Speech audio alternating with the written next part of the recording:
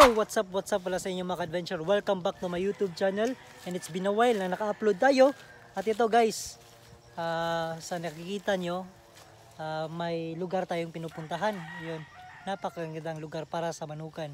So ito po guys, ito pala yung i-develop natin na manukan para naman magiging healthy yung mga sisiw natin at magandang lugar na yung mga manok natin. So sana suportahan nyo ako at subaybayan nyo yung development na gagawin natin dito. Medyo maliit lang naman tong lugar pero maganda. Yan. So papangalanan natin tong Double D, Walobo Boys Game Farm. Yan.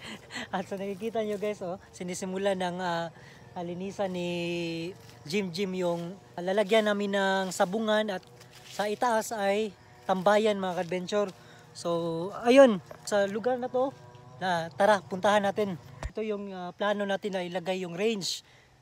Gusto ko mas malaki yung range kaysa cording mga adventure para naman mas maganda yung development ng mga sisiw.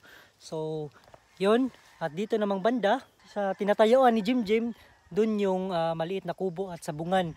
So dyan banda dito magiging cord yan hanggang dun sa ilalim. Yan, so sana subaybayan nyo yung development na gagawin natin dito mga adventure. Yun, so hindi lang ako magtatagal mga adventure. This is just a short vlog para naman makita nyo yung lugar before and after.